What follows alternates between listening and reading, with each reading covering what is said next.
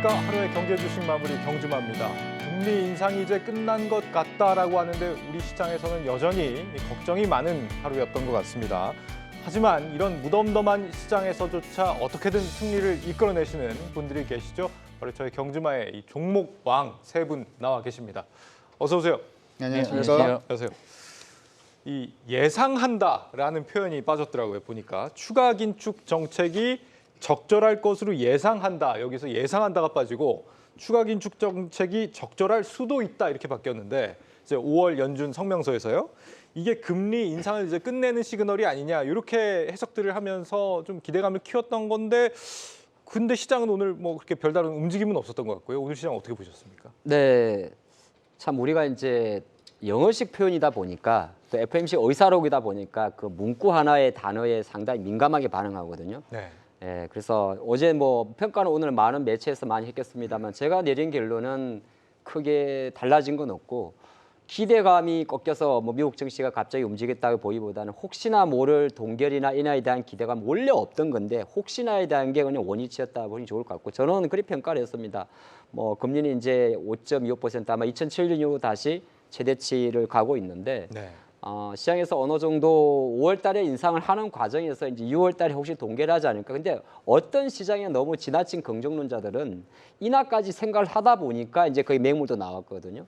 그래서 뭐 문구 하나 삭제되고 안 하고 이렇게 민감하게 반응할 건 아닌 것 같은데 미국 증시에서 보여준 힘을 놓고 봤을 때 사실 파월은 이번은 또 주인공이 아니었다는 생각을 했어요.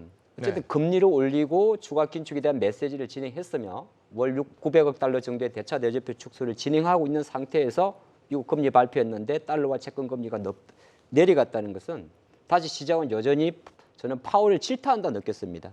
지금 시장 자체는 큰 그림에서는 금리란 이슈를 품고 있지만 그 금리란 이슈가 만들어낸 미국 지방은행들의 파산 이슈 자체, 침체 이슈가 더 무게감이 있었지 않나 그리 평가를 했습니다. 그러니까요. 저는 오늘 이제 금리 인상을 좀 끝마쳤다고 하면서 시장이 이렇게 환호할 줄 알았는데 경기 침체 이런 거 좀 주목해서 봤던 시장인 것 같기도 하고요. 예, 그거 외에도 아까 이제 경기가 약간 좀 침체되는, 그냥 아까 얘기했던 의사록에 보더라도 완만한 침체가 올 수 있다라는 쪽으로 일단 얘기가 나오고 있죠. 네. 단지 이제 이번에 ADP 민간 고용 자체는 조금 그래도 긍정적으로 지금 보이는 그런 모습은 일단 보이는데 제가 생각할 때는 이런 것 같습니다. 이번에 이제 달러 인덱스가 좀 꺾이는 그러한 형태가 보이는 부분은 미국은 이번에 거의 뭐 금리 인상이 끝나는 걸로 보이고 페드 워치 보니까 이번 12월까지 최소한 금리 한 3번 정도는 낮추는 걸로 이게 시장에서는 지금 보고 있는 것 같던데 네. 아시다시피 유럽은 지금 5월달, 6월달, 7월달 이 부분에서 금리 세 차례 다 올린다라고 얘기를 하거든요. 그럼 당연히 이제 유로화가 달러화보다는 조금 더 강세로 갈 가능성이 일단 높고 그러면 달러 인덱스가 약세로 간다라는 얘기 자체는 그다지 이제 미국 투자라든지 하는 부분에서는 좀 부정적인 역할을 좀 해줄 수가 있겠다. 왜냐하면 유로화가 당연히 이제 그 강세로 가기 시작을 하면 미국에 투자했던 자금 중에서 일부는 또 유럽이라든지 해외로 또 나갈 수가 있으니까 그런 부분에 대한 리스크가 조금 커지는 게 아닌가 이렇게도 생각을 해볼 수 있을 것 같습니다. 그래서 지금부터 시작을 해서는 미국이 예전에 미국의 우리 실리콘밸리뱅크 문제가 생겼을 때 이게 너무 긴축으로 간다라고 했다가 괜찮다라고 했다가 막 이렇게 온탕과 냉탕을 좀 왔다 갔다 하는 그런 모습이 좀 보였는데 네. 이번에도 약간 그때만큼은 변동성이 커지지는 않는다라고 하더라도 그런 식의 형태 자체가 좀 나오지 않을까 이렇게 생각이 듭니다. 박우신 대표님은 예. 오늘 시장 어떻게 보셨는지 끝에는 좀 이렇게 말아 올리는 그런 느낌도 있었던 것 같은데요. 일단은 뭐 미국 시장이 전일 우리나라 이제 야간 선물이 보면 한 새벽 4시에 마감을 하는데 그때부터 미국 시장이 빠졌습니다. 그래가지고 그러한 부분들 때문에 일단 장초반 약세로 출발을 했지만 그래도 이제 종목들에서는 좀 매매가 가능했던 그러한 날이 아니었나 싶고요. 최근에 이제 우리 시장의 분위기 자체는 좀 계속 비슷한 것 같은 게 4월 19일이었던 것 같아요. 4월 19일부터 한 차례 좀 한 일주일 뭐 6일, 7일 뭐 이 정도 강한 하락이 한번 진행이 되고 나서부터는 바닥권에서는 지금 위아래로 좀 진폭을 줄이면서 소위 이제 변동성을 줄이는 과정이 나타나고 그 안에서 보면 우리 시장을 끌고 왔던 건 2차 전지 섹터, 특히 코스닥 지수를 거의 뭐 하드캐리했던 그러한 종목들이 다 그쪽 섹터에 있는데 그 종목들도 약간 연착륙하는 느낌으로 지금 조정세를 보여주고 있다 보니까 시장의 변동성을 죽이면서 그 매기들이 이제 다른 쪽으로 좀 확산이 되는 그래서 매매하기에는 뭐 그렇게 어렵지는 않지만 뭐 그런데 이제 사실은 4월 중순부터 한번 지수가 빠졌기 때문에 거기에서 이제 다들 좀 물려 있는 종목들이 분명 나올 수밖에 없어서 네. 그런 부분들은 조금 힘든 시장이 요즘 딱 그 타이밍인 것 같고 그 앞서 뭐 많이 말씀해 주셨는데 저는 사실은 이제 금리에 대해서 그리고 뭐 다음 주에도 지표 발표는 계속 있을 것이고 근데 이런 것들이 작년 확실히 영향도가 많이 줄어들었어요. 뭐 시장에 영향을 주고 있는데 뭐 이런 얘기도 하더라고요. 시장이 파월을 약간 무시한다라는 이야기도 하는 게 아까도 말씀이 나온 게 뭐 국채 금리의 모습과 파월의 발언이 정반대로 가는 모습들도 있었고 예. 그리고 실제로 파월 같은 경우는 금리 올해에는 이제 금리를 안 내리는 딱 뉘앙스를 자꾸 내비치고 있는데 그 CME 패드워치의 프로바빌리티를 보면은 7월부터 금리 인하를 예상하고 있거든요. 네. 그 오히려 더 그 파월 발언 이후에 금리 인하 속도를 더 빠르게 보고 있더라고요. 그래서 시장이 안 믿는 거거든요, 파월을. 그러니까는 이제 그런 데서 나오는 어떤 괴리 이런 것들이 시장에 좀 노이즈를 미국 시장에서는 잡아준 게 아닌가 뭐 이런 생각을 하면서 시장을 봤습니다. 네. 한미 금리 역전 폭은 어떻게 보세요? 1.75% 포인트 더 벌어졌잖아요. 네, 원화 팔아서 달러 사면 돈 버는 거죠. 그게 이제 우리가 말한 금리 역전차를 이야기하는 건데 네. 우리나라는 지금 기준금리가 3.5고 미국이 이제 상단이 5.25니까 스프레드만 생각하게 되면 역대 최고치입니다. 예. 역대 최고치의 스프레드를 보려 150bp까지 간 적은 과거에 3번 정도, 2번 정도가 있었어요. 근데 지금은 이제 3번째인데 많은 이런 이야기가 나올 때 가장 많이 생각하는 게 달러 유출이고 한국의 외환 보유고 감소를 이야기하는 거잖아요. 왜냐하면 이자의 차익 거래가 175bp 정도의 무차익 거래가 발생을 한단 말이죠. 환차익 때문에. 옛날에 말하면 각 기준금리의 차이는 캐리 자금을 유발합니다. 그건 경제학 논리인데 실제적으로 4월 달에 우리나라의 외환 보유고의 입출고를 체크해 보면 생각보다 빠지는 건 없어요. 네. 근데 그건 왜 그럴까 생각하면 되면 예를 들어서 오늘 시장에서 본 우리 하나의 시그널이 있습니다. 미국이 금리 발표하고 뭐 달러가 약한 것도 있습니다. 오늘 우리나라 외환 시장에서 원화 환율이 100원, 10원 이상 하락을 했어요. 뭐 앞뒤가 안 맞는 거잖아요. 왜냐하면 미국이 금리 올렸고 우리가 더 벌어졌으면 원화를 팔아서 달러를 사면 차익 거래가 생기는 건데 네. 결정적으로 그 말은 뭐냐 하면 이미 우리나라 원화 환율이 지난주에 상대적으로 무역 수지 악화도 있었습니다만은 미국이 금리 올릴 걸 예상을 하고 선반영이 됐고. 선반영을 하고 실제로 금리를 올린 상태에서 달러가 강세가 아니라 약세로 가버리니까 원화 베이스는 다시 강세로 떨어지기 때문에 약간 물론 이것 자체가 장기화되면 되지 않겠지만은 이창용 하는 총재도 그런 이야기를 해요. 우리나라가 단순히 미국과 한국의 그 금리 역전에 따른 스프레드 때문만에 우리나라 기준금리 올리는 그림을 가지 않겠다. 네. 어떻게 보게 되면 정부 입장에서는 1,800조 원에 달하는 가계부채 문제를 생각할 수가 있기 때문에 네. 우리나라는 2달 연속 동결을 했고 어제 발표했던 우리나라의 4월 달 소비자 물가지수도 4% 초반으로 떨어졌기 때문에 아마 계속 한원도 재고는 하겠지만은 그 중심점을 175라는 스프레드보다는 국내 상황에 더 집중하지 않겠느냐 이건 그리 보고 있습니다. 네. 다음 FOMC가 6월 15일에 열리는데 그 전까지 또 경제 지표들을 보면서 또 시장이 반응을 할 것 같습니다. 당장 이 다음 주 수요일에 이 4월 소비자 물가 미국에 이게 또 발표가 되더라고요. 물가 지표를 앞뒤로 해가지고 또 시장이 막 요동치지 않을까 좀 걱정도 되고 어떻게 예상하세요? 다음 주? 저는 일단 지금이 약간 우리 시장이 좀 계륵 같은 시장이 좀 만들어지고 있는 것 같습니다. 어떤 분들은 여기서 이제 시장 무너진다라고 하시는 분들도 계시고, 네. 소수의 분들은 여기서 시장 계속 좀 붙을 수 있다 이렇게 얘기를 하시는 분들도 있는데 이런 것 같아요. 시장의 시각 자체가 어디로 붙느냐가 중요할 것 같은데 아까 우리 지금 미국하고 우리나라의 금리 차이가 이 정도 나면 우리나라 돈이 이제 미국으로 좀 많이 빠져나가지 않겠냐. 특히 이제 원화 약세가 또 보여줄 가능성이 높지 않느냐 이렇게도 생각을 하신 것 같은데 아까 이제 우리 그 금리 차라고 하는 부분은 환율을 보통 설명하는데 굉장히 중요한 부분이긴 합니다만은 네. 그건 전부라고 얘기하기는 좀 어렵죠.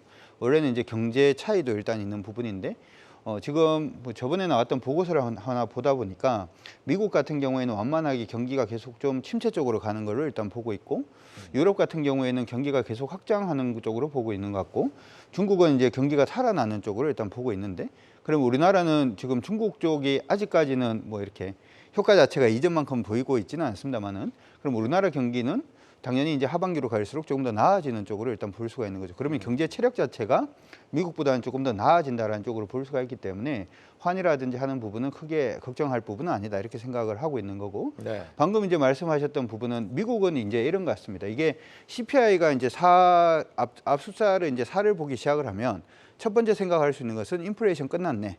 이제는 경기를 살려야 되겠네. 라고 생각을 할 수도 있는 거고 두 번째 4로 일단 봤을 때는 경기가 너무 위축되는 거 아니야? 왜냐하면 CPI가 떨어진다는 얘기는 소비가 그만큼 안 좋아진다는 얘기니까.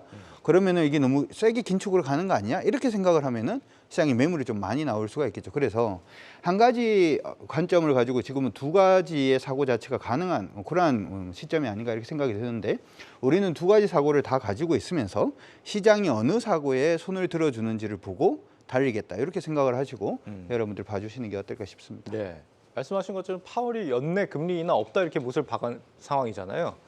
보통 이제 금리가 동결이 되기 시작하면서부터 금리 인하가 시작되기 그 사이에 주가가 많이 올랐다고 예전에는 그런 얘기들을 많이 하시던데, 앞으로 그러면은 그 시점까지 지금 주가가 박스권을 형성을 할지 아니면 추세적으로 좀 랠리 흐름을 이어갈지 박 대표님 어떻게 생각하세요? 지금 말씀해 주신 대로라면 파월의 생각대로라면 올해 계속 주식 올라가겠네요. 그러면 그렇죠. 좋네요. 네, 파월은 지금 계속 동결 얘기하고 있으니까. 네. 근데 이게 참 아까도 얘기했듯이 시장의 컨센과 파월 의장의 발언과의 괴리가 지금 꽤 큰 상황이에요. 그래서 여기에서의 접점이 어떻게 나타날지는 좀 지켜봐야 될 것 같고요. 그리고 앞서 뭐 긴축도 얘기를 해주시고 경기 위축도 얘기를 해주시고 하지만 이제 시장이 조금 더 중요하게 보는 건 경기 위축일 겁니다. 긴축은 이미 어떻게 보면 긴축의 시대는 작년에 끝났다라고 봐도 무방하고요. 그래서 너무 CPI나 이런 거에 너무 집중해서 볼 필요는 저는 오히려 없지 않나라는 생각을 하고, 네. 오히려 5월 달에 있을 이벤트에서는 저는 부채 한도 협상이 더 살짝 노이즈를 줄 수 있는 이슈라고 보고 있기 때문에, 그래서 결론적으로는 저는 시장을 긍정적으로는 보나 요 5월 달과 6월 달 요 구간이 시장이 어느 정도 좀 위아래 변동성을 좀 보이면서 박스를 형성하지 않을까 이런 생각을 해요. 그러니까 그 위아래 변동성을 보인다는 것도 기본적으로 변동성이라는 건 원래는 한 방향으로 갈 때 나타나는 게, 추세를 보일 때 나타나는 게 변동성이거든요. 그렇다면 뭐 제 말을 수정해야겠지만 이제 비추세장이 잠깐은 좀 형성이 될 가능성이 높다라고 보고, 때마침 6월 중순에 이제 동시만기가 있어요. 그래서 저는 한 그 시점까지 6월 중순까지는 시장이 중간중간에 뭐 예를 들면 부채 한도 협상 관련된 노이즈가 발생이 될 수도 있고 뭐 다른 노이즈가 있을 수도 있겠지만, 그럴 때마다 한 번씩 밀리면서 박스의 상하단을 잡아주는 형태로 흘러가지 않을까 이렇게 보고 있고, 그 이후에 상승을 예상하고 있습니다. 네. 부채 한도 협상 부분에서 우리가 하나 더 생각해야 되는 리스크가 하나가 더 있는 것 같은데, 네. 부채를 이제 미국 정부에서 이제 부채를 이제 만약 의회에서 부채 한도를 높여주면, 네. 부채를 높여줬으니까 이제 돈을 그냥 찍으면 되는 게 아니죠. 국채를 또 발행을 하고 그 국채만큼의 이제 달러를 이제 사용할 수 있게 되는데, 문제가 되는 게 그러면 미국 국채를 누가 사줄 수 있는가도 지금 좀 걱정을 해볼 필요성이 있는 것 같아요. 네. 여러분 아시다시피 예전 같은 경우에는 미국에서 이제 국채를 찍으면 중국이 사줬는데, 그렇죠. 요즘 중국하고 관계가 안 좋다 보니까 중국이 아마 안 사줄 거고, 그러면 각국 정부들이 사줘야 될 것 같은데 그 아마 사기가 조금 힘들 것 같고. 일본도 그러면 그럴까요? 그렇죠. 일본 같은 경우에는 저번에 이제 엔화가 계속 좀 약세로 가다 보니까 미국의 용인 하에 한번 국채를 팔았던 적이 있잖아요. 근데 그 국채 좀 팔았는 것 때문에 미국 국채가 전체가 막 흔들리는 모습도 한번 보였기 때문에, 네. 이게 단순히 이번에 우리가 부채 관련된 리스크는 이전에 그냥 중국이라고 하는 이 미국의 국채를 사줄 수 있는 이 메이저가 있을 때 하고 없을 때는 조금 저는 달라진다라고 생각을 하거든요. 그래서 부채 한도 협상 부분이 통과가 되는 건 아마 통과될 거예요. 뭐 노이즈가 어떻게 됐든 간에 나라를 디폴트 시키지는 않을 거니까. 네. 그렇게 되고 난 다음에 미국의 국채 시장이 여전히 안정적인지 안정적이지 않은지를 한번 체크를 해보시는 것도 저는 이번에는 좀 필요하지 않을까 싶습니다. 좋은 팁을 주셨습니다. 특징주들도 한번 살펴보죠. 카카오 1분기 실적이 나왔는데 어닝 쇼크를 기록했더라고요. 정신 바짝 차리셔야 됩니다. 우리 네. 김범수 회장님. 네, 지금 이럴 때가 아니죠. 제가 올 카카오 실적을 보면서 되게 실망을 했습니다. 네. 주가는 뭐 이미 나쁠 거 예상하고 많이 내려와 있었지만은, 성장주의 가장 기본은 뭐냐면 사실 궁색한 변명을 대시더라고요. 수익성 나쁜 거 정리하고 AI 헬스케어 뭐 추진하겠다. 네. 구체성이 없어요. 구체성이 없어요. 네. 그래서 제가 좀 이런 평가를 하는 건데, 주주를 하는 게 아니고 우리가 카카오 주주분 입장에서도 이건 내용을 정확히 보셔야 되거든요. 성장주가 매출이 줄면 이건 성장 엔진이 멈춘 겁니다. 그렇죠. 주가가 15만 원 가다가 5만 원대 올라온 게 중요한 게 아니고, 도대체 상반기 동안에 물론 경기가 나빴으니까. 근데 이런 내용이 있어요. 매출이 1조 7천억. 근데 이게 컨센서스보다 4% 감소했고, 영업이익은 당연히 감소할 수가 있어요.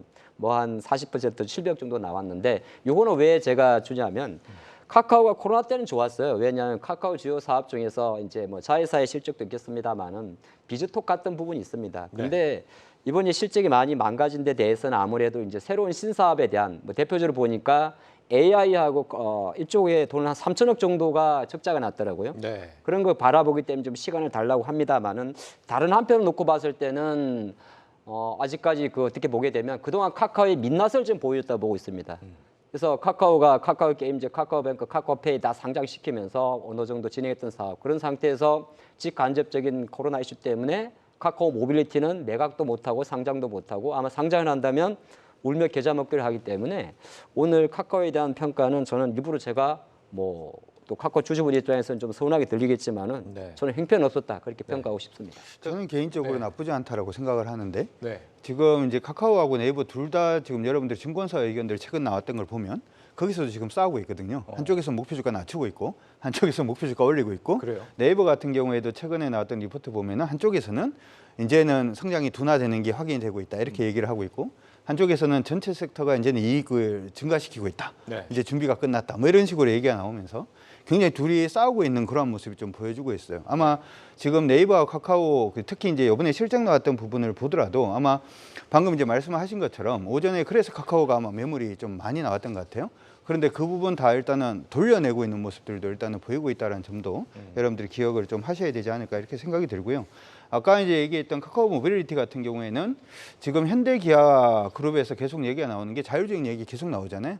자율주행 하려고 그러면 뭐 필요하죠? 지도 필요하고 그 지도는 누구 걸 쓰냐 하면 카카오 모빌리티 걸 지금 쓰고 있거든요.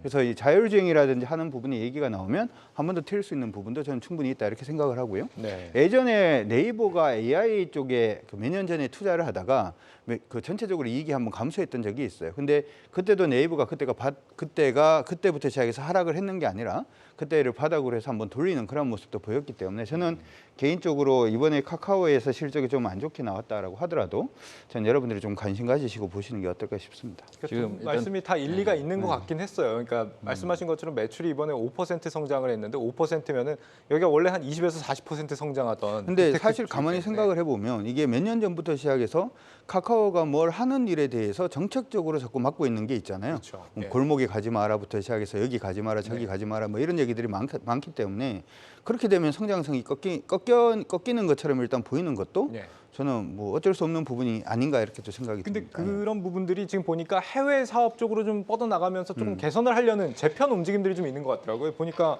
뭐 잘 나가는 것도 몇 개 있고 아이브 잘 나가잖아요. 카카오 엔터 쪽에 뭐 미국 북미 진출도 있고 웹툰 뭐 피코마 이것도 잘 나간다는 것 같고 2분기에는 또 SM 엔터 또 실적에 연결 실적에 반영된다는 이슈도 있고요. 좀 기대를 좀 해봐도 될지 싶은데 어떻게 보세요? 그러니까 지금 두 분이 첨예한 대립된 의견을 주셨기 때문에 심판입니다. 저는 아니, 저는- 누구의 손을 그럼 들어주시죠? 원래 여기서 딱 저는 이게 중립 아닙니까? 호평을 한 게 아니라 네. 그러니까 조금 더 깔끔하게 경영을 해달라는 거죠. 저는 강경 대표님 의견에 카카오 주주분이 카카오 모빌리티의 매각에 신락 같은 힘맛에 찬물을 딱 끼얹고 싶어요. 자율주행이라는 산업 자체가 세계 왜냐 인텔이 모빌아이를 작년도 상장할 때 몸값을 30% 이상 DC에서 상승했습니다. 그럼 카카오 주주 입장에서는 마지막 남아있는 상장에 대해서 카카오 모멘텀에 카카오 모빌리티의 상장 이슈가 있습니다만 이제는 그걸로는 안 통한다는 거고 제가 카카오를 조금 이렇게 나쁘게 주가가 내려간다는 건 다른 거예요. 주가는 뭐 하반 경제 보일 것 같은데 네이버도 비슷하긴 합니다만은 뭔가 확실한 게 없다는 거예요. 그게 제가 좀 안타까운 카카오의 최근 그러니까요. 예. 하반기의 평가입니다. 그러니까 좀 안 좋게 보시고 좋게 보시는 거잖아요. 저는 이게 다른 사람들이 전부 다 카카오에 대해서 안 좋게 보는 지금이 기회다 이렇게 생각을 하는 거고 네. 왜냐하면 우리가 그냥 근본적으로 생각을 해봐도 아까 지금 카카오 모빌리티 같은 경우는 진짜 커질 수 있는 성장성인 거고 웹툰 같은 경우에도 사실 이제 일본에서 웹툰 성공하기 쉽지 않거든요. 네. 근데 일본을 기반으로 해서 웹툰 사업도 커지고 있고 여러분들 다 아시다시피 이게 어떻게 보면 웹툰의 모든 IP 자체가 드라마라든지 영화라든지 아니면 게임으로 뻗어나갈 수 있는 길 자체가 또 되는 거기 때문에 전 나쁘지 않다라고 생각을 합니다. 우리 예. 박 대표님께도 저는 말을 할 수가 없네요. 예. 예. 말씀해 워낙 주세요. 카카오에 대해서 하고 싶은 말씀들이 많으셔가지고 저는 중립인데 아니 중립이요. 예, 저는 왜 카카오를 가지고 이렇게 말들이 많은지를 잘 대표님. 모르겠는 게 예. 노란색, 초록색. 굳이 따지면 저는 약간 하 대표님 의견에 조금 더 초록색. 동조를 하기는 해요. 근데 무슨 소리냐면 저는 사실은 이제 주식을 이제 매매하는 측면에서는 지금 카카오랑 네이버가 왜 이렇게 의견을 막 주고받는 이러한 중요한 의제가 되는지를 솔직히 잘 모르겠고 다다음 주 정도 돼 보면 알 국민주니까 겁니다. 200만 명이 들고 있다지 않습니까? 소액주주가 여전히. 그런가요? 네. 그래서 관심은 많아요. 그래서 더더욱 이게 주가는 재미는 없을 것 같습니다. 솔직히 말하면 그래서 좀 장기적으로 저는 박스를 그릴 가능성이 아주 높은 주식이 카카오 네이버라고 봐서 그리고 이제 전반적인 그림 자체는 일정 부분 이형님 의견에도 동의를 하는 게 있는 게 네. 기본적으로 그 제도적으로 맡고 있었던 것들이 많아서 거기에서 이제 뭐 정체가 되는 부분도 일정 부분은 또 감안을 해줘야 되지 않나 이런 생각을 합니다. 그래서 네. 저는 두 분의 의견에 모두 일정 부분씩 예, 이 박 대표님이 이 중에 제일 막내시기 때문에 굉장히 난처해하시는 느낌이 여기 땀이 좀 흐르는 느낌이 들었습니다. 네, 오늘 시장 바이오 쪽에 상당히 좀 무게가 많이 실려 있는 그런 느낌이더라고요. SK 바이오사이언스 초강세던데 오늘 뭐 무슨 일이 있었던 건가요? SK 바이오사이언스? 종목들은 이제 뭐 실적 발표하고 좀 반응하는 것도 있고 한데 이제 네. 마침 면면은 좀 달라요. 최근에 뭐 바이오니아 같은 경우는 또 탈모 관련해서 주가도 잘 갔고, 근데 약간 이제 코스닥 종목들이나 바이오 종목들은 약간 투자 심리나 지수와도 좀 영향이 있다 봅니다. 개별 하나하나만 놓고 들어가게 되면 오늘 뭐 장중에 알츠하이머 관련해서 또 관련 국내 기업들이 주가 변동성이 있었는데 다른 한편으로 이제 시장이 저는 이렇게 좀 봤어요. 뭐 바이오가 특정 섹터나 특정 뭐 세게 들어왔다기보다는 전체적으로 시장의 코스닥 종목들이 좀 코스피 종목들도 지수 밸런스를 잡는 차원에서 어저께 셀트리온의 혼외 자녀 이슈 때문에 잠깐 초반에 빠졌던 것은 네, 네. 그건 사실 약간 주가 매수 찬스였거든요. 그건 뭐 왜냐하면 그건 어떤 개인사잖아요. 네. 근데 개인사로 어저께 셀트리온 그룹주가 장 초반에 2, 3% 빠지면서 좀 붙였었는데 다른 한편을 놓고 봤을 때는 셀트리온과 삼바는 지금 우리가 마침 실적 시즌이니까 억울한 면이 많아요. 주가 관점에서는. 네. 그래서 이번에 시장이 결쪽에서 다시 한 바이오 쪽으로. 근데 이게 바이오가 그러면 다시 뭐 5월에 왕이 될 사이인가? 뭐 또 6월달에 뭐죠? 에스코라는 이제 또 바이오 일정이 있긴 있습니다만은 그걸로 보기보다는 그냥 시장 관점에서 일부 종목들의 변동성이었다. 저는 그렇게 보고 싶습니다. 저는 개인적으로 반대인데 네. 왜 오늘 자꾸 많이 오늘은- 부딪히시네요. 예. 네, 좋습니다. 최근 들어가지고 제가 이제 증권 왜 이걸 반대라고 얘기를 하냐면 저는 이게 좀 물이 좀 들어올 가능성이 높다라고 생각을 합니다. 왜냐하면 최근 들어서 제가 기관 리포터들을 좀 이렇게 체크를 하다 보니까 바이오 섹터 관련된 종목군들이 예전에는 이제 매수인데 목표 주가 낮추는 회사들이 굉장히 많았어요. 네. 근데 요즘은 똑같이 매수인데 목표 주가 올리는 회사들이 굉장히 많아지고 있는 그런 모습이거든요. 이 얘기 자체는 기관들의 수급 자체가 지금 어디로 향하느냐가 저는 굉장히 체크를 하시는 게 중요하다고 생각을 하는데 바이오 쪽으로 저는 충분히 넘어올 수 있다 이렇게 생각을 일단 하고요. 지금 SK 같은 경우도 역시 마찬가지고 삼성바이오로직스도 마찬가지고 예전에 회사는 좋은데 주가 계속 못 올랐던 ST팜 같은 경우에도 요즘 기관들 매수 리포트가 계속 그러니까 여기서 매수 리포트가 아니라 의견을 상향하는 의견 자체를 목표 주가를 상향하는 리포트가 지금 이제 막 나오고 있다는 점을 감안을 해보자면 바이오 관련된 종목군들이 저는 조심스럽게 셀트리온도 역시 마찬가지입니다만은 조심스럽게 뭐 5월달이나 6월달 정도에 저는 충분히 네. 한번 여러분들 수익 올릴 수 있는데 도움이 될 수 있는 그런 종목이 되지 않을까 싶습니다. 지금 SK 바이오사이언스 같은 경우는 이 머크사하고 글로벌 제약사 머크사하고 뭐 CADMO 위탁 계약 생산 요거 체결한다는 이슈 때문에 오늘 영향을 받은 게 있는 것 같은데요. 그렇게 보는 네. 게 맞나요? 이게 사실 머크사와의 이제 관련된 일정이 회사까지는 나오진 않았었는데 네. 사실 일주일 전에 이제 좀 자료가 있었어요. 그래서 요게 이제 그런 식으로 시세를 만들어내더라고요. 그래서 요즘 아무래도 이제 지수가 좀 이제 갇혀 있는 모습들을 많이 보여주고 우리가 1월달, 2월달, 3월달처럼 빵빵 가는 지수는 아니다 보니까 네. 확실히 이제 그러한 아이디어를 찾아서 뭐 그 폐배터리를 그 히토류 관련된 종목들 움직이는 것도 사실은 저는 비슷한 결이라고 보는데 그래서 그런 쪽에서 이제 SK바이오사이언스는 움직임이 나왔다라고 보고 지금 두 분이 자꾸 의견이 많이 엇갈리시는데 네. 전 이번에는 이제 준혁 형님 손을 좀 오. 들어드리고 싶은 게 네. 저는 5월달, 6월달 바이오가 그래도 한 축은 담당할 수 있는 뭔가 그런 요소들을 많이 갖추고 있다라고 보고요. 일단 오늘 장중에 보면 장 초반에 치매 관련주가 굉장히 강했어요. 이게 이제 일라리리 때문에 이제 관련된 관심이 한번 붙었던 거고 그리고 지금 또 얘기가 나오고 있는 것 중에 하나가 미국에서는 그 비만 치료제 일론 머스크도 맞았다는 그거 관련돼서 우리나라에서 조만간 이제 뭐 CMO라든지 이런 지금 사실 루머도 좀 있긴 하거든요. 네. 이게 확산이 될 수가 있다. 얼마 전에 또 바이오니아 탈모 그 화장품으로 또 급등을 했고 네. 뭐 이런 내용들을 보자면 뭐 말씀해주신 SK바이오사이언스의 그 머크사와의 이러한 내용들 거기에다가 이제 5월 중순이 넘어가면 아스코 초록 발표가 좀 예정이 되어 있어요. 그리고 6월 달에 아스코로 넘어가고 이런 상황들을 보자면 사실 AACR 때문에 먼저 들어간 사람들은 매매하기 좋았겠지만 뒤늦게 들어가신 분들은 사실 바이오주 또 빠졌거든요. 근데 결국은 이제 한번 진폭을 주다 보니까 아직도 바닥에 있는 바이오는 워낙 많아서 그중에서 잘 골라내면 저는 충분히 그래도 박스권 시장에서 또 어울리는 섹터가 아닌가 이런 생각도 해보고 있고요. 그리고 이 섹터를 내가 어느 정도 비중을 가지고 봐야 될지에 대한 판단은 그냥 셀트리온 그룹주하고 한미그룹 정도만 좀 잘 보셔도 그러니까 뭐 한미약품이나 한미사이언스 네. 그리고 셀트리온 삼총사 요 정도를 어떤 내비게이터로 놓고 보시면서 대응을 하시면 좋지 않을까 이렇게 말씀드리겠습니다. 네, 좋은 팁을 주셨습니다. 그리고 빌 게이츠가 이번 달에 탄소 중립 뭐 세미나 국내 이제 열리는 세미나 참석하기 위해서 방한을 한다 이런 이슈가 지난달부터 얘기가 나왔는데 그 세미나가 어제랑 오늘이었더라고요. 대한상에서 하는. 근데 안 온 것 같죠? 네, 아직 뭐 내용은 못 봤습니다. 네, 안 들어온 것 같더라고요. 그 빌 게이츠는 사실 이제 뭐 기후 이런 쪽에도 관심이 있지만 이 원전 쪽 있잖아요. SMR 맞죠? SMR 그 네, 맞습니다. 소형 모듈 원전 이쪽도 관심이 굉장히 많다 그러는데 뭐 사실 그런 것 때문에 좀 기대감이 있을 줄 알았더니 지금 방미 그 대통령 방미 이슈 이후에는 별로 원전주 그렇게 막 좀 막 주가는 못 가는 그런 움직인 것 같아서요. 네, 어떻게 보고 있어요? 경주마의 효과라 볼 수 있습니다.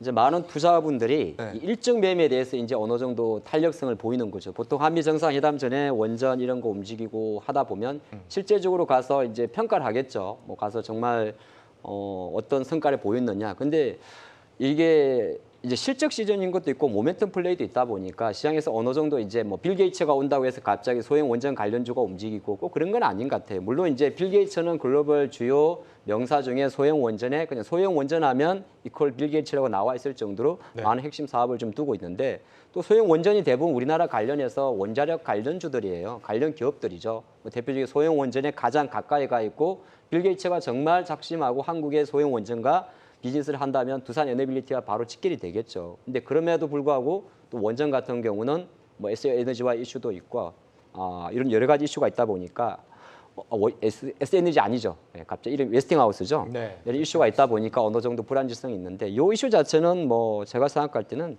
많이 깊게 볼 일정은 아니지 않나 그렇게 보고 싶습니다. 네.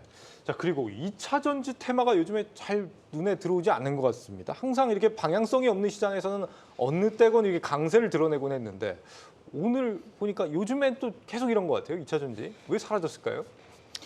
제가 저번에 그 유튜브 보다 보니까 제 짤이 돌아다니던데 네. 그때 이제 언급을 한번 드린 것 같은데 2차 전지가 지금 안 좋아서 그런 건 아니고 시장이 이제 아직까지 안 오른 종목군들도 많고 이번 실적 발표를 하는 걸 보니까 실적이 괜찮은 종목들도 많고 방금 이제 우리 주식 잘하는 형께서 말씀을 해주신 네. 것처럼 하고 싶은 바이오라든지 하는 네. 쪽에 어떤 일정도 일단 있다 보니까 이 수급 자체가 약간 좀 분산이 되는 그러한 현상이 일단 좀 일어나지 않나 이렇게 생각이 들고요. 이전에도 그런 말씀 한번 드린 것 같은데 2차 전지는 일단은 트레이딩 이상은 아직 지금은 조금 어렵지 않나 이렇게 생각도 들고요. 최근에 이제 우리가 2차 전지는 무조건 가는 사업이다 이렇게 얘기를 했는데 요즘 이제 갑자기 생각이 났는데 EPO 관련된 부분에 대한 얘기들이 좀 많이 돌고 있거든요. EPO요? 예, 그러니까 원래 공기 중에 있는 물을 전기 분해를 해서 그 다음에 이산화탄소 포집했는 걸 가지고 이제 만들어서 다른 연료로 이제 만들어내는 거죠. 이게 이산화탄소를 이거는 이제 그 지금 가솔린 자동차에 그냥 바로 넣어서 이제 달릴 수 있는 대신에 이산화탄소를 처음에 이제 만들 때 포집해서 만들기 때문에 이게 굉장히 좀 괜찮다라는 쪽으로도 얘기가 좀 돌고 있고 그러니까 향후에 에너지원 자체가 전기차로 그냥 갈 거냐 아니면은 EPO를 위시로 해서 이제 아예 수소라든지 아니면은 EPO 에너지 쪽으로 갈 거냐라고 하는 부분에서 네. 요즘 논의가 좀 많은 것 같아요. 그럼 이런 부분을 일단 생각을 해본다면 2차 전지가 무조건 간다 이렇게 생각하시기보다는 트레이딩 관점으로만 지금 조금 대응을 하시는 게 옳지 않을까 싶습니다. 그 추세적으로 2차 전지 주도 흐름이 앞으로는 좀 달라질 거다 이런 말씀을 하시는 분들도 최근에 꽤 계셨거든요. 그래요? 대표적으로 요 세 분 아니셨나요? 제가 뭐 기억이 좀 안 나는데. 예, 제 짤에 접니다. 그게 있더라고요. 그러시죠? 네. 제가 요 분들 이렇게 그 말씀하셨던 걸 기억하는데 박 대표님도 같은 생각이세요? 저는 이제 사실 이게 뭐 사람들마다 성격이 좀 있겠지만 제가 악플에 굉장히 민감한 사람 중에 민감하시고. 또 하나라 네. 요즘 2차 전지 얘기하면은 무조건 악플이 달리는 시대라서 네. 그래서 얘기하기가 사실 되게 조심스러운데 저는 아까 발언으로 악플 100개 이야기입니다. 그러니까 확실히 이 형님들이 이게 네. 우리 방송하시거나 우리 그 주식하시는 분들이시잖아요. 그 악플을 침팬으로 만들 수 있어야 됩니다. 우리는 야, 자신 있게 해서는 그러니까 요즘 우리 주식 잘하는 우신이 형의 의견을 듣고 싶습니다. 저는 2차 전지 지금 매매를 왜 하나 싶습니다. 좀 말이 예, 전 2차 전지는 일단 당분간 쉬어야 된다라고 생각을 하고 이미 그 현상들이 벌어지고 있다라고 봅니다. 그래서 네. 2차 전지가 이것도 역시 안 좋다라는 것보다는 너무 가파르게 달려왔다. 그래서 지금은 좀 쉬어줘야 된다라는 생각을 좀 가지고 있고 네. 이미 좀 쉬고 있지 않나라는 생각을 하고 있습니다. 네. 그래서 오히려 시장에서는 2차 전지를 가지고 매매가 어떤 식으로 도냐면 원래 리튬 관련주가 올라갔잖아요. 오히려 차라리 광물 쪽에서는 계속 뭔가 아이디어가 나오고 오늘은 보니까 뭐 캐퍼시터 필름 이래가지고 이것도 뭐 전기차에 들어간다 이래가지고 관련주가 상한가를 가고 이런 이제 그 미세한 것들에서 투자 아이디어를 바탕으로 지금 모멘텀 플레이가 계속 돌아가고 있지. 2차 전지에 굵직굵직한 우리가 흔히 알고 있는 뭐 양극재나 음극재나 이러한 기업들이 지금 움직일 만한 시장은 저는 일단은 지금 5월, 6월은 좀 아니라고 판단을 좀 하고 있습니다. 네. 우리 PD님이 지금 여기 귀속말로 이 썸네일이 나왔다 유튜브에 2차 전지 왜 하는지 모르겠어요. 이걸 썸네일로 달겠다고 말씀을 주셨습니다. 자, 2차 전지 다음이 그러면 뭐가 될 거냐? 이 부분을 우리 세 분과 함께 그동안 꾸준히 우리가 고민을 해왔는데 뭐 자동차, 조선, 해운, 뭐 리오프닝 다양한 걸 우리가 언급을 했거든요. 오늘은 또 그러면 어떤 걸 얘기를 해볼지 먼저 이 AR, VR 쪽입니다. 우리 하 대표님. 네. AR, VR, 디스플레이 쪽에 거대한 시장이 지금 찾아오고 있다. 현재 여기 시장 보니까 1조 8천억 원 정도 되는 시장인데 2032년이 되면은 36조 원까지 성장할 거다. 이런 전망도 있는 것 같더라고요. 이게 진짜 가능한 얘기입니까?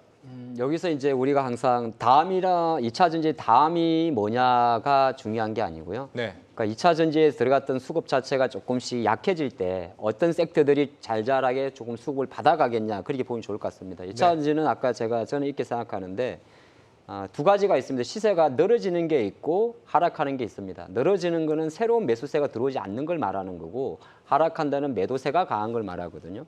그럼 2차 전지의 5월 달의 그림 자체는 새로운 매수세 수급이 들어오기가 조금 민망하다 그렇게 보는 거고 뭐 말을 꺼냈으니까 좀 매듭을 짓자면 어느 정도 이벤트적인 차원에서는 일단은 5월 10일 날 예정된 MSCI 정기 리뷰에서 과연 에코프로라는 기업이 편입되고 안 되는 것 변곡점도 있는 거고 2차 전지는 쉽게 말해서 4월 달에 획기적인 쏠림 현상 자체가 5월 달에 잘 자라게 아까 말씀드린 바이오든 여러 가지 분산될 수가 있기 때문에 그걸 보시고 끈을 놓지 마십시오. 저는 2차 전지 포트를 요즘 유지를 하고 있습니다. 네. 끈은 놓지 마시되 우리가 이제 4월 달에 봤던 각인됐던 포모 현상에 대한 힘 자체는 조금 퍼지지 않을까 그렇게 말씀을 좀 드리겠고요. 네. 그래서 이제 그중에서 생각을 해보니까 이게 반도체도 있을 거고 뭐 AR, VR도 있을 건데 제가 조금 주목하는 주목은 디스플레이 쪽이에요. 지금 앵커님께서 말씀하셨던 이건 인사이드 슬라이스라는 그 조사기관에서 이야기한 AR, VR 시장의 향후 성장성인데 1조 7천억 그러면 콧방귀 낍니다. 그렇죠? 시장이 1조 7천억인데 10년 있다 32조짜리면 생각보다 시장 작아요. 2차 전지 쪽은 뭐 기업 하나만 해도 1조짜리인데 말이죠. 네. 근데 왜 이런 이야기를 잠깐 이야기를 하냐면 어쨌든 6월 달에 애플의 개발자 회의도 있고요. 말 많고 말 적었던 또 애플 XR 글라스라든지 이런 관련 기업들 그리고 최근에 디스플레이 업종에서 이제 이런 상반된 결과가 나오는데 삼성은 어쨌든 올해 상반기에 예상됐던 4조 5천억 수준의 8.5세대 라인을 투입을 했고 그 본격 양산은 빨라야 내년이거든요. 네. 그리고 지금 중소형 마이크로 LED 쪽에서는 사실 BO의 약진이 상당히 무섭습니다. 그래서 지금 아이패드 같은 경우도 LG나 삼성이 지금 위축될 정도로 중국의 BO의 비중이 높아간단 말이죠. 근데 거기서 어저께 국내 LG전자가 지금 삼성의 AR 글래스나 이런 게 좀 늦어진 이유가 마이크로 LED로 넘어가는 과정에서 기술적인 문제였는데 물론 이제 우리가 조금 지켜봐야겠습니다만 어제 LG전자 연구원에서 실제적으로 마이크로 LED로 넘어갈 수 있는 일정 부분의 특허와 기술을 개발했다는 내용이 좀 나왔어요. 그런 관점에서 놓고 봤을 때는 이제 조금 좀 뭐 약간 이쪽은 실적은 많이 나오는 섹터는 아닙니다만은 우리가 말하는 지금은 그거예요. 400만 원짜리 애플 XR 글래스를 누가 사겠어가 중요한 게 아니라 네. 그거는 나중에 상용화에 대한 부분이고 언제 나올까에 포커스를 맞춘다면 저는 마이크로 LED라든지 VR, XR 이런 관련 기업들을 5월 달에는 약간 트레이딩용으로 볼 때가 되지 않나 그렇게 보고 있습니다. 근데 제가 아는 거는 이제 뭐 이 VR 고글 이런 거 준비하는 쪽이 뭐 삼성, 애플, 메타 뭐 이 정도만 알고 있는데 네. 관련해서 방금 LG전자 말고도 또 우리가 뭐 주목해 볼 만한 기업들이 있는 거예요? 자, 그러면 이제 우리가 그냥 막연히 제가 생각하는 게 막연하죠. 아, 먹고 살기도 힘든데 물안경 같은 거 이거 헤드셋으로 이야기를 하는데 이거 뭐 4,000달러면 지금 돈으로 500만 원이에요. 네. 근데 작년 9월 달에 메타의 오큘러스 2가 150달러, 1,500달러 나왔다가 그쪽 사업 접고 있단 말이에요. 근데 그게 제가 바라본 건 뭐냐면 그거는 약간 엔터테인먼트적인 측면이 있고요. 지금 VR에서 AR로 못 넘어갔던 게 아까 말한 대로 바로 올레도스 때문인데 네. 그럼 우리가 가상현실이라고 이야기하는 VR 같은 경우는 이미 나와 있어요. 이번 1분기 때 도요타의 플레이스테이션 2는 VR 기기로 나왔단 말이죠. 근데 AR로 넘어갈 때 아마 삼성 같은 경우가 이 헬스케어용 로봇을 출시할 때 일루미나가 아니고 루미노스라는 시각장애인용 로봇이 나오는데 그게 나올 때 시각장애인용이 거기에 들어가는 화면 자체가 디스플레이 쪽입니다. 예. 그래서 아마 저는 이제 단순하게 우리가 헤드셋이라는 어떤 그 틀에 박힌 메타버스라는 공간을 넘어서서 뭐 실용적인 헬스케어 로봇이나 AR 글래스로 넘어가는 과정이기 때문에 네. 충분히 마이크로 LED 관련 기업과 사업을 준비하고 기술 개발하는 기업들은 보셔야 된다. 그렇게 보고 있습니다. 예. 고기가 LG전자가 대표적이라는 말씀이신 거죠? LG전자는 특허를 개발을 했고요. 네. 그래서 LG 디스플레이와 삼성 디스플레이 관련해서 국내 중소형 네. OLED 청착 장비 기업이라든지 네. 또 오늘도 사실 한 종목 같은 경우 거의 상한가 육박하는 상승을 보였습니다. 네. 그 마이크로 LED를 준비하는 네. 그런 기업들을 될 것 같습니다. 알아서 잘 찾아보겠습니다. 혹시 이 강 대표님도 이 보고 계세요? 네, 일단 AR, 여러분들 이건 무조건 보셔야 돼요. 우리가 보통 AR, VR이라고 얘기를 하면은 시장 안에서는 네. 얘기를 하는 게 게임이냐 뭐 이런 얘기들을 많이 하는데 이게 요즘 산업 현장에서 이렇게 사용이 가능한 거죠. 어디서 우리나라 기업이 베트남이 되었던 아니면 호주가 되었던 여기다가 설비를 하나 만들었어요. 그러고 난 다음에 이제 한국으로 다시 돌아올 거잖아요. 네. 개발자나 아니면 설치해 준 사람은. 근데 그게 잘 안 되는 거예요. 그러면 호주에서 전화가 오겠죠. 그러면 우리는 뭐라고 얘기할 수 있냐 하면 거기 옆에 그 기둥 옆에 빨간색 버튼 보이시죠? 그 옆에 보면 뭐 어쩌고 이렇게밖에 설명을 못 하는데 네. AR 글래스를 딱 쓰는 순간 이제 통화를 할 때 어디에 어떤 버튼을 턴해야 되는지가 그냥 영상으로 원래 있던 실물에 겹쳐져서 보이게끔 만들어낼 수도 있고 수술실도 그렇게 만들 수가 있고 방어 훈련이라든지 아니면 의료 교육에서도 만들 수가 있기 때문에 AR 시장이라고 하는 부분은 우리가 XR 같은 경우에는 거의 게임으로 갈 수가 있지만 AR은 산업용부터 시작을 해서 사용할 수 있는 데가 엄청 많기 때문에 보셔야 되고 여기에 이제 중요한 부분이 아까 이제 우리 AR 글래스는 기본적으로 어떻게 되어 있냐면 위에 작은 LED로 쏴주면 이게 안경 전체에 이제 퍼지게끔 하는 게 기술이거든요. 네. 근데 이게 요즘 구글도 역시 마찬가지고 많은 곳에서 만들긴 했는데 색 번짐이 있다든지 아니면은 안경을 좀 건드리면 고장이 난다든지 이런 문제가 있었는데 최근에 여러 회사들이 그걸 지금 해결하고 있는 걸로 제가 지금 해결했는 걸로 지금 알고 있거든요. 네. 조만간 이게 상품화가 될 가능성도 굉장히 높으니까 이제부터는 여러분들이 좀 보시는 게 중요하지 않을까 이렇게 생각이 들고요. 여러분들이 생각하는 것 이상으로 시장이 굉장히 커질 수 있습니다. 지금 아직까지는 제대로 서비스를 할 수 있는 제품이 안 나왔기 때문에 시장이 못 커지고 있는 거지. 제대로 되는 상품이 이제 나오는 순간 시작을 해서 이게 뭐 400만 원 됐든 500만 원 됐든 우리 예전에 그거 있잖아요. LCD TV. 처음에 이제 CRT TV가 나오고 난 다음에 LCD TV가 처음 나왔을 때 네. 1,000만 원 막 이렇게 했었거든요. 근데 그게 TV가 나오고 난 다음부터 시작을 해서 가격이 이제 어느 정도 대량 생산이 되고 난 다음에는 미친 듯이 올랐죠. 관련된 종목군들이.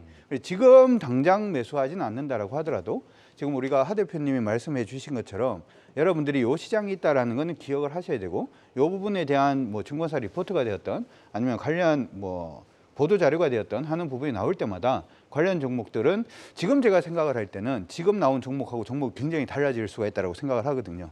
그러니까 고들 종목군들은 여러분들이 관심 종목으로 일단 모아놔 놓는 그러한 과정이 지금은 필요하지 않을까 싶습니다. 네.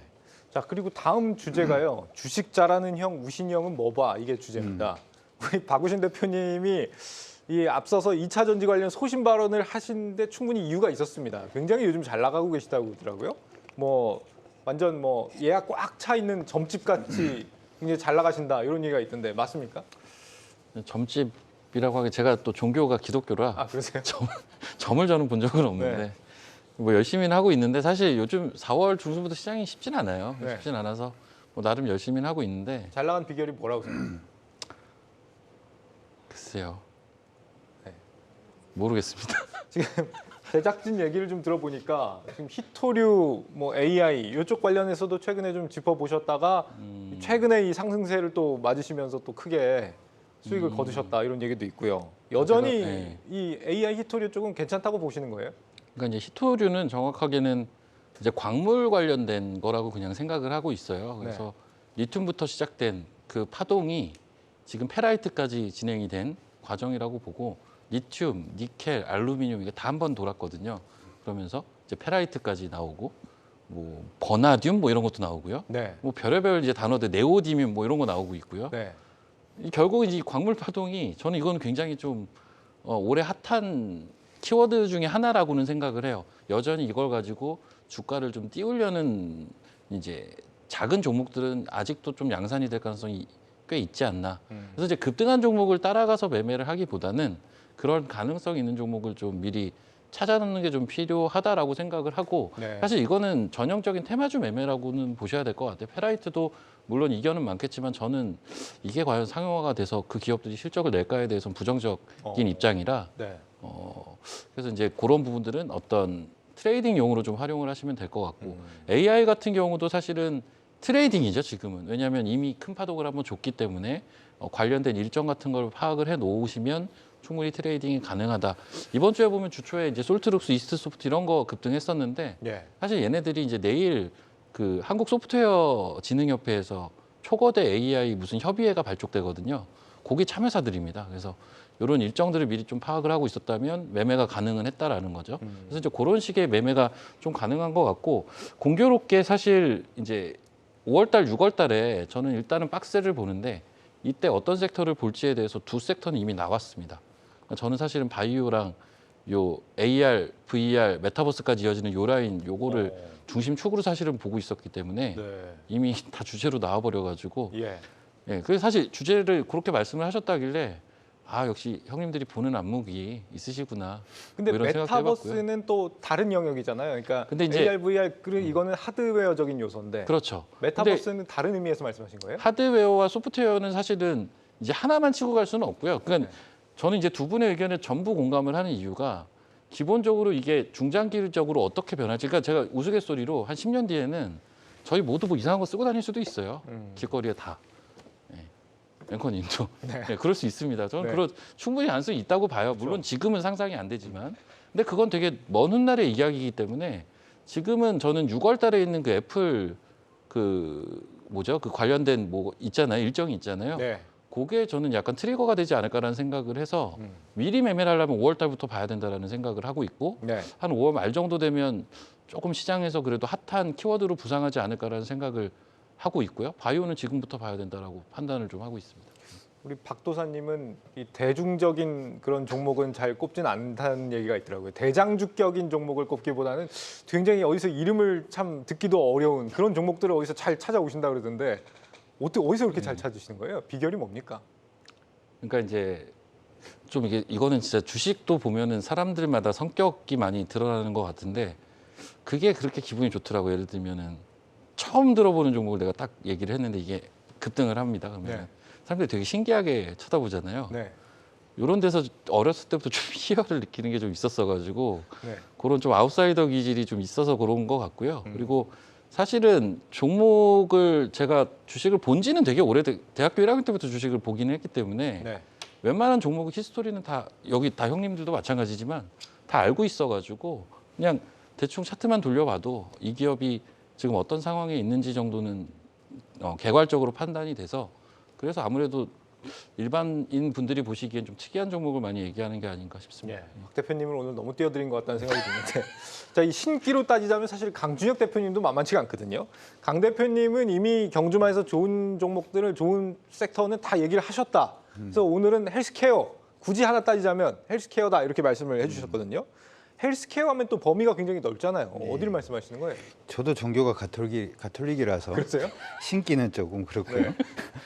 일단 헬스케어 부분에서 아까 얘기했던 AI 붙어 있는 헬스케어부터 먼저 보시는 게 좋을 것 같습니다. 네. 요거는 예전에 제가 여기서 말씀 한번 해드린 것 같아요.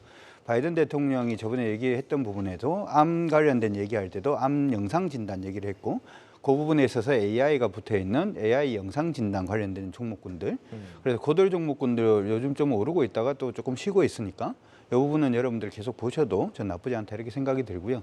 오늘 좀 쉬고 있는 종목들 중에서 보로노이 같은 경우에도 이것도 어떻게 보면은 AI가 이제 신약 제조를 위해서 이제 약 부분에 대한 플랫폼을 가지고 있는 그러한 회사거든요.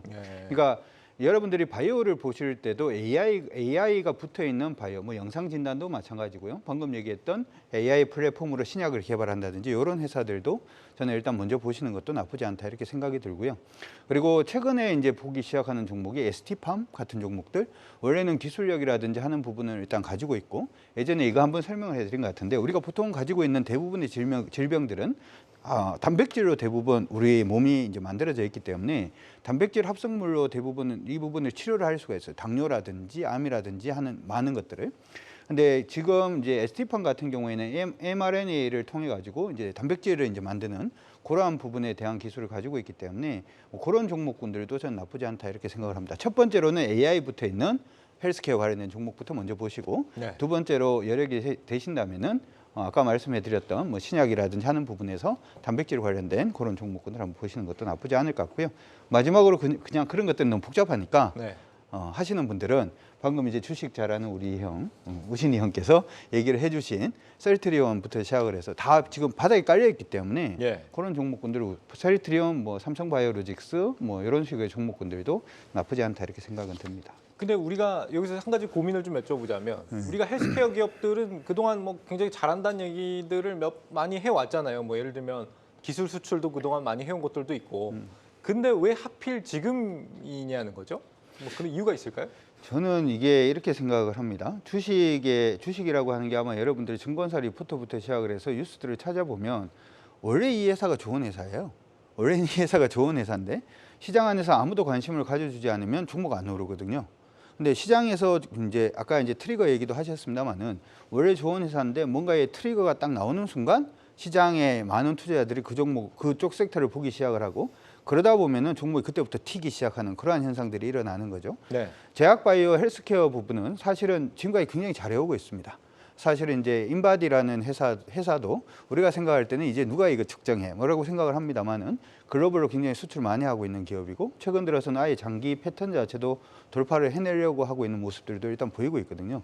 메디톡스 같은 경우에도 역시 마찬가지고 좀 올랐다라고 생각을 했는데 차트 좀 길게 보면 예전에 매물대 상단 부분에 위치를 하고 있는 거죠. 근데 지금 왜 또 관심을 가지자라고 얘기를 하냐 하면 방금 말씀을 제가 해드렸는데 원래 좋은 회사였는데 최근 들어서 기관들이 이쪽에 리포트를 계속 내고 있다는 거 하고 두 번째는 최근에 미국 시장이 조금 흔들리고 있는 가운데에서도 계속 하방 지지선을 지켜내면서 상승하고 있는 게 헬스케어예요. 그러면은 미국의 헬스케어 관련된 종목군들이 안정성을 취하고 최근에 증권사에서 트리거가 될 수 있는 리포트를 계속 쏟고 있다는 얘기 자체는 이들 종목군들한테 다시금 관심이 몰릴 수 있다는 얘기이기 때문에 원래 좋았던 회사인데 기관부터 시작해서 매수에 유입이 될 수가 있고 미국 쪽에서의 헬스케어 훈풍이 불 수 있기 때문에 지금은 다시 한 번 더 봐야 된다 이렇게 정리가 될 것 같습니다. 예. 항상 질문을 이런 식으로 드렸기 때문에 하 대표님 말씀하시고 강 대표님이 반박하는 그런 그림이었는데 네. 이번엔 반대 순서로 하 대표님은 요 헬스케어 어떻게 생각하십니까? 저는 토속 신앙이라 식기가 있습니다. 신기가 있으시군요. 네, 두 분은 이제 뭐 크리스찬이고 저는 토속 신앙입니다. 네.